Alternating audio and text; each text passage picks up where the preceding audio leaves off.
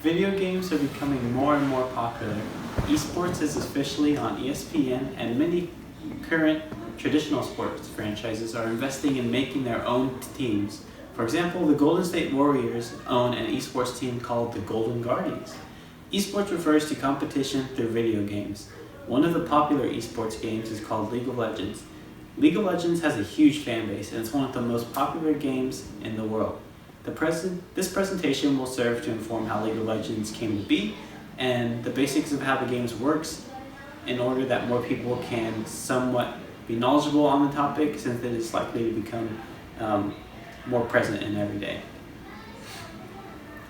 The first section will cover the creation of Riot Games, the company behind League of Legends. Riot Games was created in 2006 by Mark Merrill and Brandon Beck, who were college friends. Their company struggled to build a game early on due to the lack of technology at their disposal. They didn't really know where to go until they started looking at the trends of what people were interested in, which is, at the time, there was a game called Dota.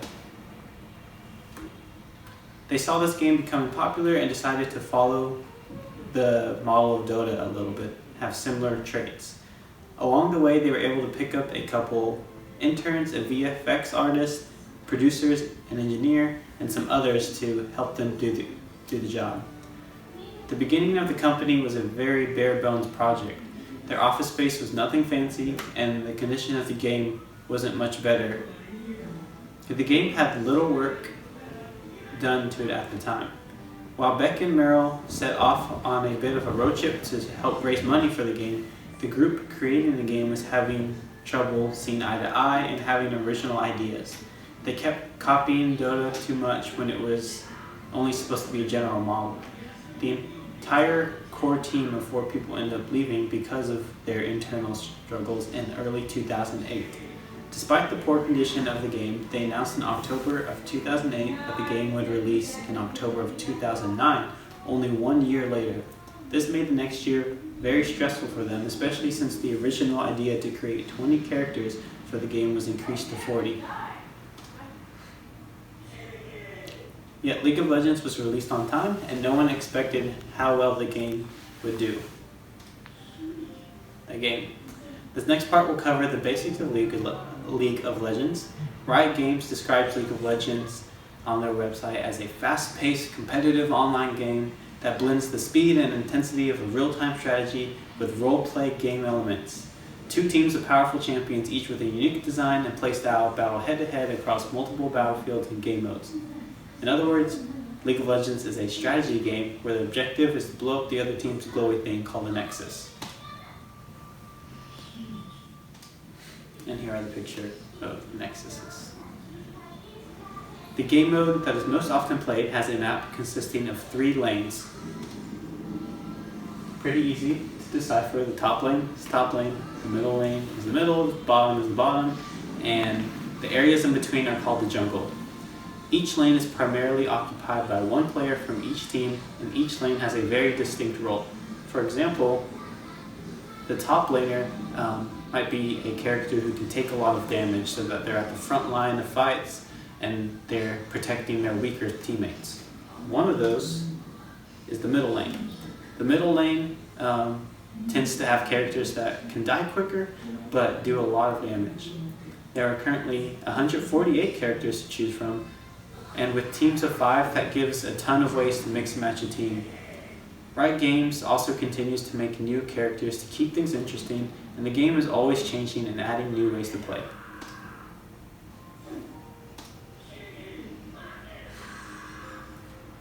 Once again, the game ends when one team destroys the other's Nexus, which is marked here by the yellow X. A player can't just walk straight back there and start attacking the Nexus though. The players are unable to target it until the 2 turrets that guard it are destroyed, and those can't be destroyed until at least 1 inhibitor is destroyed. The 1 inhibitor can't be destroyed unless the remaining 3 turrets that led up to it are also destroyed first. So there's a series of things that teams have to go through to finally win. Players have the option to go down more than one lane at a time, but for the sake of simplicity, only one will be used to explain the process. A team would start by destroying the first turret, marked by that red X, and then they would move to the next one, and then to the next turret. The turrets are not easy to kill. Even for an entire team, the turrets can easily take them down because the damage that it does is exponential, so it gets bigger each time. That's where the minions come in. The minions are these small, non-player controlled characters that are good for two things. They give gold, so when you kill them, you get gold that can be used to buy items that make you stronger and better. The other thing that they're useful for is that they take the turret shots so that players can do damage to the turret and destroy it a lot easier. After these three turrets, an inhibitor must be destroyed, which is marked right by the next red X. Destroying the inhibitor is valuable because it sends much stronger and bigger minions toward the enemy base. Lastly, there are two turrets left that once those are destroyed, the Nexus is wide open and they can win. Once again, before the end of the speech, its purpose was to equip a general audience with basic knowledge of how one popular esports game, League of Legends, came to be and how it is played.